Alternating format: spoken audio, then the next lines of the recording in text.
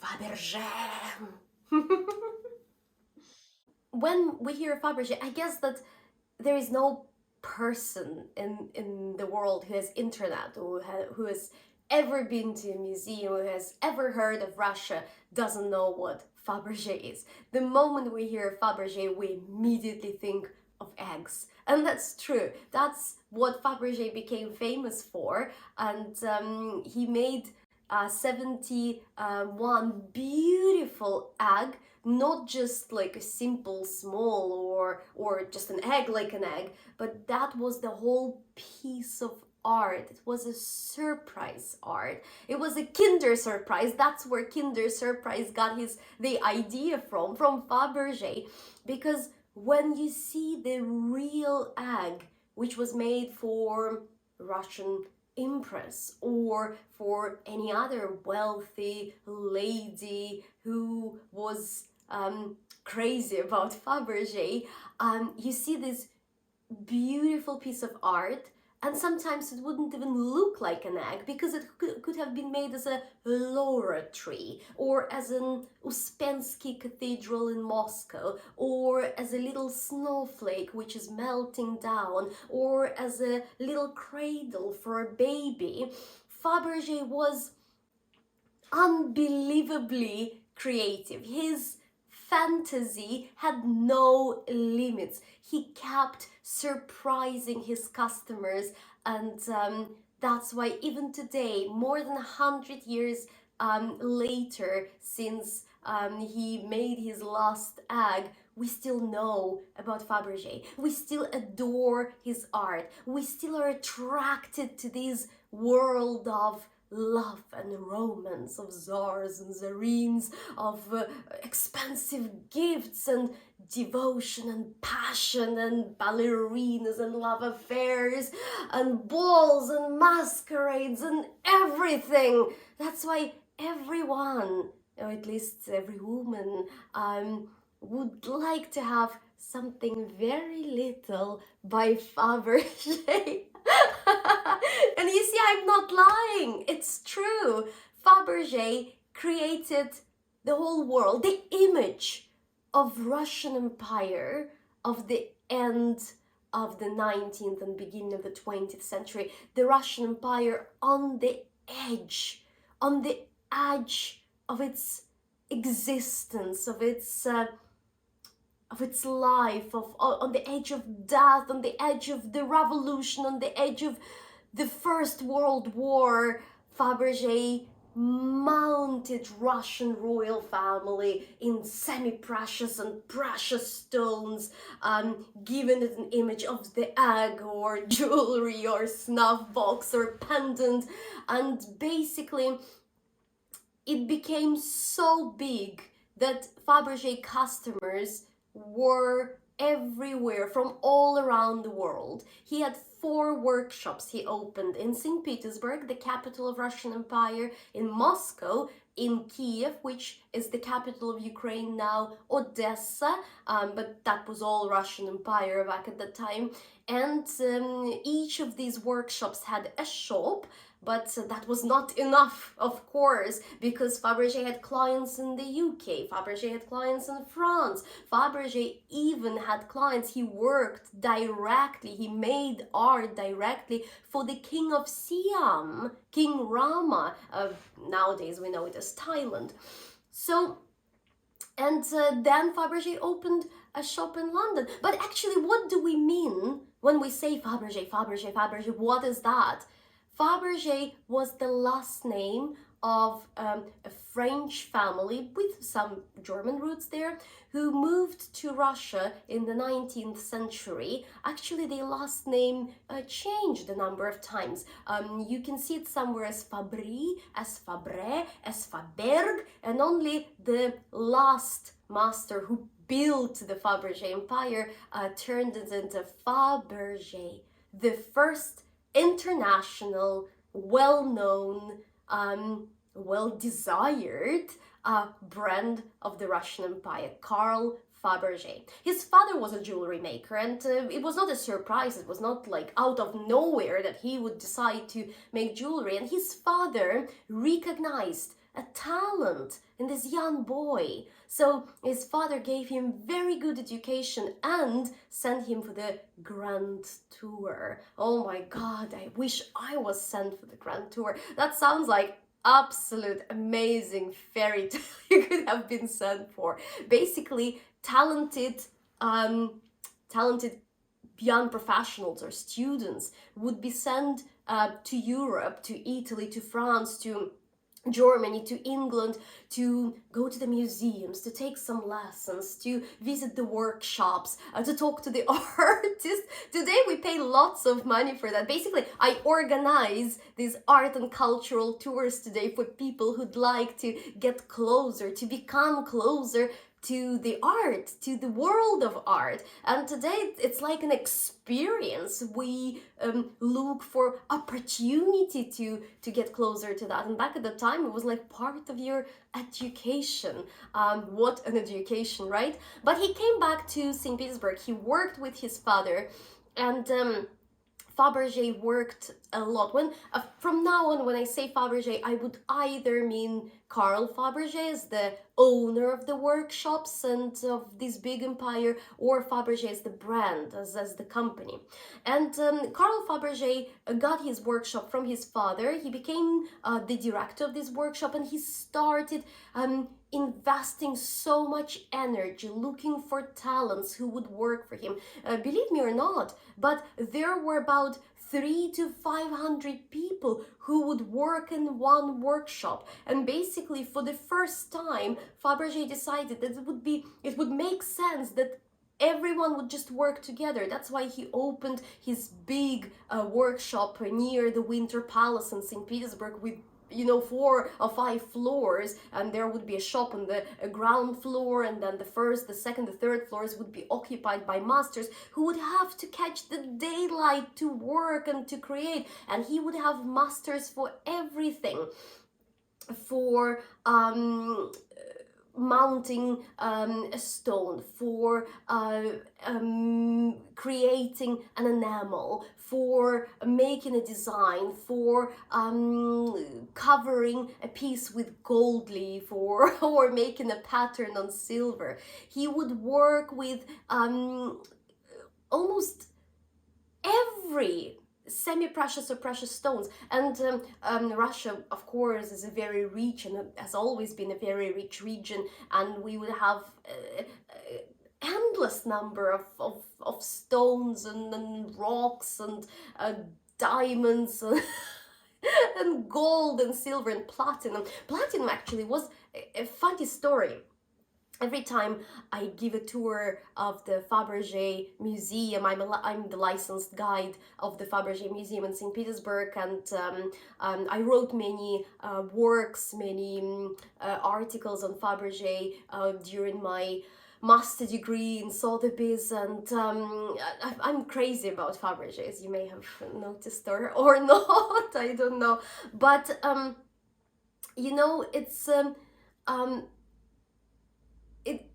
he worked with so many different things. He had such a creativity of objects, and Fabergé would invite many designers, would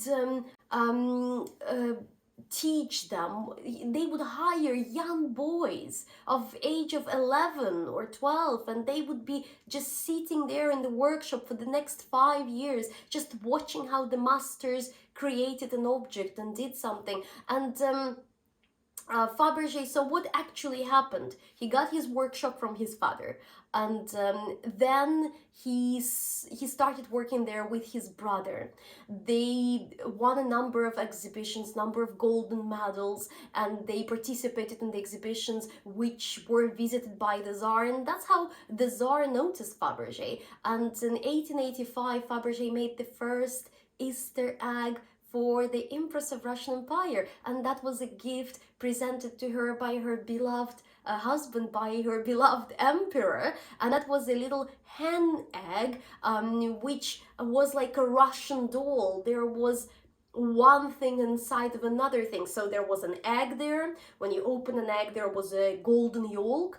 Then you can open the golden yolk, there was a hen. The hen was made of different types of gold, from very light, almost white gold, to very dark and red one. And the chicken had little ruby eyes. And then you can open the chicken too, and there was a tiny miniature of a crown which belonged to the empress, and the egg pendants the empress had. Unfortunately, none of the little gifts survive today, but the whole idea of this opening this this egg endlessly, that was so cool. And actually, I remembered what I was talking about, because for some moment I was like distracted by my own thoughts.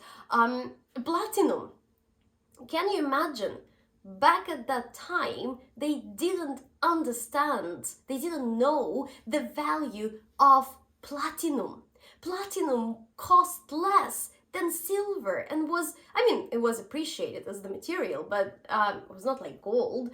And every time I go to the Fabergé exhibition and museum, I'm thinking, oh my god, I want a time machine, I want to go back in the past, buy lots of platinum, and then and then forget about everything, just buy lots of eggs and stuff.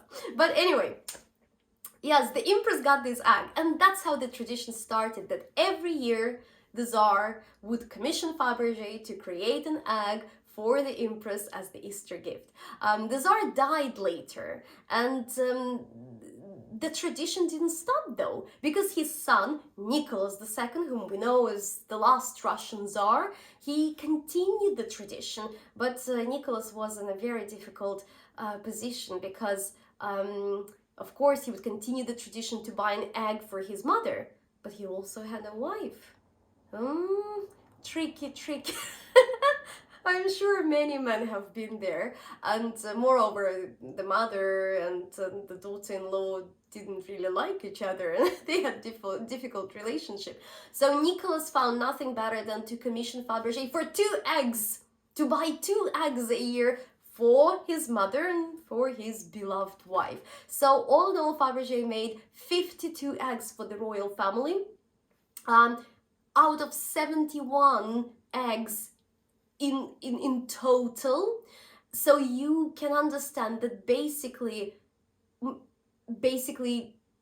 mostly just the royal family, Russian royal family, had eggs, and just a little number of clients had 1 egg each. In the different countries, not because people could not afford it, and believe me, that was really expensive to buy an egg from Fabergé, but because Fabergé didn't have time to create the design. Some eggs, the designs of some eggs would take up to 2 years to create it, but it's mind-blowing. When you go to the exhibition in the V&A, there is the egg which looks like the church, or there is the egg which looks like a melting snowflake, or there is an egg which looks like a cradle, or a laurel tree, or all golden with portraits, or with a peacock, and many automation and mechanisms. There is an elephant whom you can wind up, and the elephant would start walking and moving its head up and down. I mean, even nowadays, it's like, wow, it's interesting for everyone. I actually gave a tour of the Fabergé exhibition to a few men who are engineers, and they were not that interested in the beginning. They were like, oh my god, some jewelry, girls. But then, because every object would be so creative and would be made in such an interesting way and would have some automation or mechanism, even these engineers were attracted to the displays, looking at these objects, trying to understand how did Fabergé come up with these ideas and with these mechanisms and with these tiny objects. And eggs was not just that, because Fabergé created about 50 different objects, 50 different groups, of objects. He would make an endless number of snuff boxes, which were really popular back at that time. I mean, you have to understand that there were some gifts. We're talking about the end of the 19th century, beginning of the 20th century. Back at the time, there was a culture of gifts. I mean, it's very different from what is going on today, because today you're buying some piece of art, you're buying, I don't know, a painting or a box or jewelry or whatever for yourself. You're collecting it. You can start your collection, you can develop, you can decorate your house, but very rarely we buy something, especially that expensive, to make it as a gift for someone. And this was totally different 100 years ago, or a bit more than 100 years ago, when people would buy uh, a lot.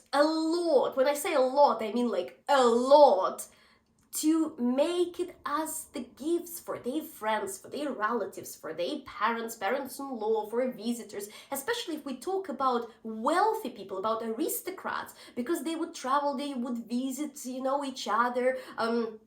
There was actually a great story of Grand Duchess of Marlborough, who came to visit Russia in the beginning of the 20th century, who was totally crazy about Russia. First, she was terrified with Russians because they came to celebrate the Russian Orthodox New Year, and it was all covered with snow.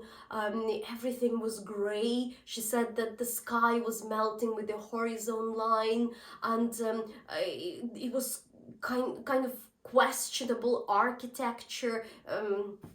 You know, it's hard to understand what she means when she's saying questionable architecture about one of the most beautiful cities in the world, St. Petersburg. But well, I cannot argue with Grand Duchess of Marlborough. You know, she's lived in England and France and Paris, so who am I to argue? But yes, and then she says, she wrote her memoirs, and she says that in a week she spent in St. Petersburg, already after a week, she felt like she'd been there for a long time, because she was just, you know, overwhelmed with all these gossiping stories, balls, masquerades, where, you know, the Tsar would have a love affair with a ballerina, and his uncles and cousins would have a love affairs too, and everyone had some amour story with some ladies, and she said this was so different from Victorian era in England, with very kind of you know, serious, very plain, very emotionless era. She felt like she went back in time in like 100 years, in the 18th century in France, where people were just so passionate and open about their feelings. She met Nicholas II, she talked to him, and she visited his mother, Maria Feodorovna, where she saw these beautiful eggs, and she, of course, fell in love with Fabergé, and she commissioned Fabergé to create an egg for her.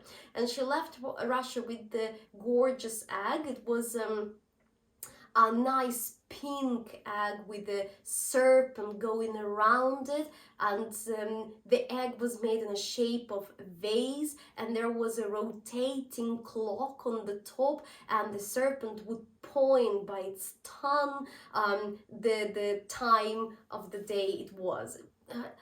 I saw these agates in St. Petersburg today in the Fabergé Museum, and it's one of my favorite eggs. Actually, this egg was bought by Malcolm Forbes later, and that's how Malcolm Forbes started his Fabergé collection, and he became the biggest Fabergé collector in the well, maybe not in the world, but in the US for sure, because later Malcolm Forbes collected something like 13 or 14 eggs and about 200 pieces of applied art by Fabergé, among of which were many different objects. As I said, Fabergé created many items which were so-called objects de fantaisie. He really knew, you know, I believe that maybe if not Fabergé, then definitely his sons who managed the workshops, or his managers who ran sometimes the business and clients. I believe that he was, or his company was really good, was really good with marketing and PR. They'd really they'd really investigated, they'd really made a good search of their client, of their target audience, what their customers liked.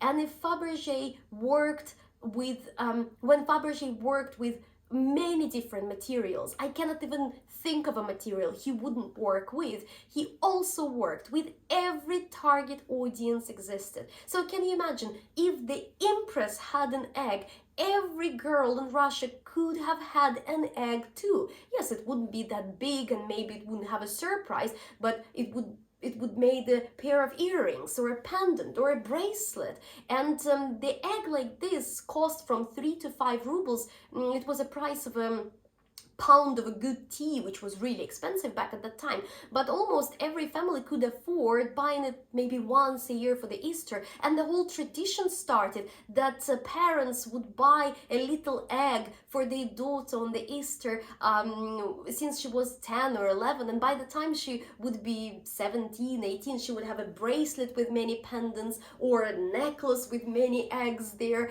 And as I told you, that was the iPhone of the 20th century. Everyone wanted that. And you know, when Fabergé opened his shop in London, actually, when he went to London with kind of a pop-up shows, with just temporary openings, King Edward said that he bought 43 objects from one visit. That was unbelievable. And then, you know, there were clients from the US, there were clients from France, and they kept buying, you know, eggs. And Fabergé, talking about audience, he, for example, knew that English people loved their dogs. And Fabergé made the whole collection of little dogs. And sometimes they would even have some resemblance with their masters, with their owners. Or Fabergé knew that English people loved horse races. And he would have, you know, the whole range of different horses made in different materials, and sometimes they would even have a name signed on it. Or he would decorate objects which belonged to Rothschild in the same color set, color patterns as his jockey for the horse races. So he really he made it very global, very international, very vast, but at the same time very individual and personal. And even if we talk about the little eggs like this, Fabergé made thousands of them, but as I heard, none of them repeated the others. So every egg was one of a kind, and that's amazing. So you know that you'd go into the shop, and if you see something that would be one of a kind, that's it. You won't find it somewhere else.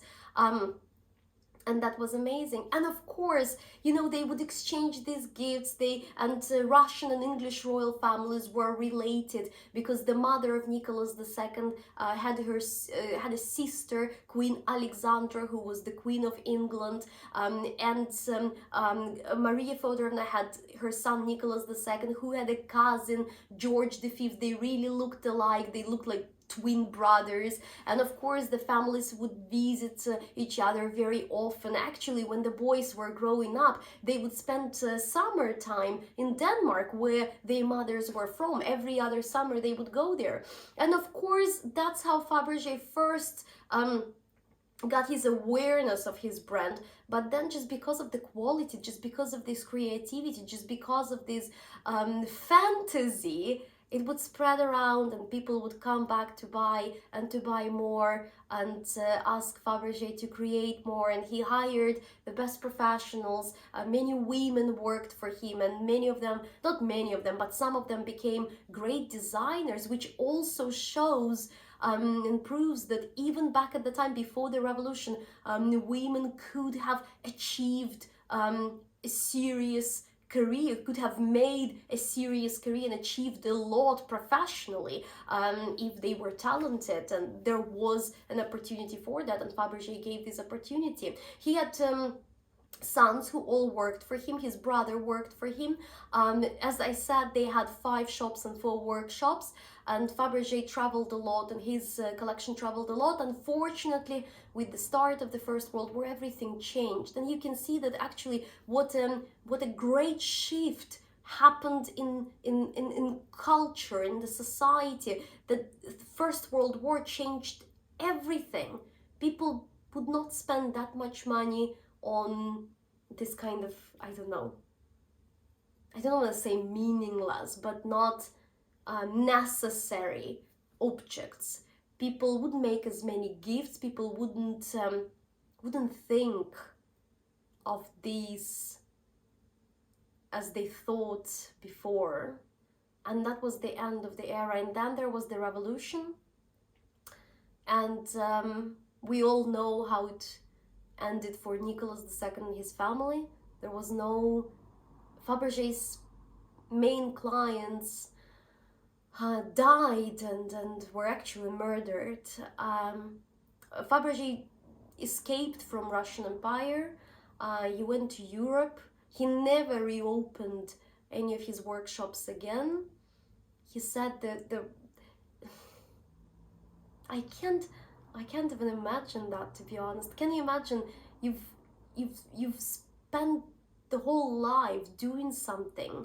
You've built the whole jewelry empire, and then this empire was destroyed. Of course, it was not the worst thing which happened over at that time, but this definitely was a big drama for many people.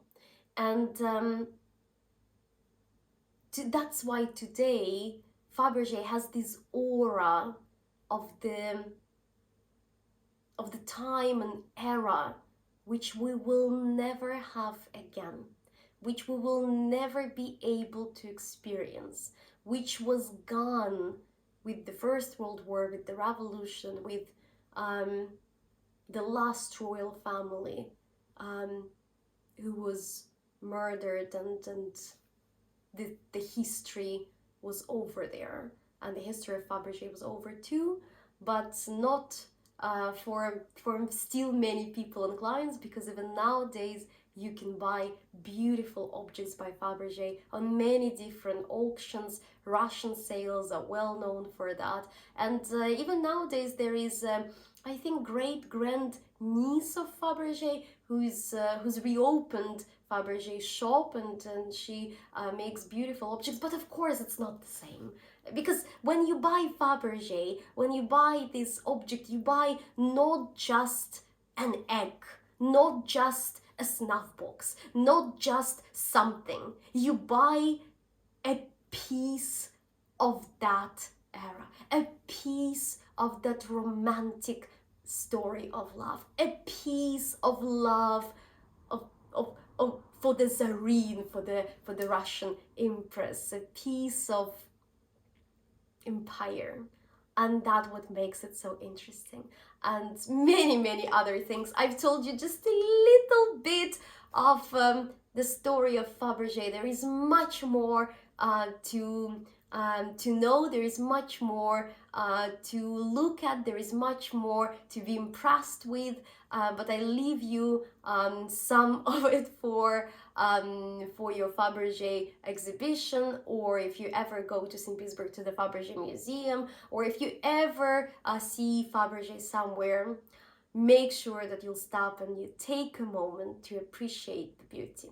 Thank you very much. Enjoy your time in the V&A, or please book a tour with me. I'll be happy to share my passion with you. That was really cool to share to share my love for Fabergé with you. Okay, bye bye.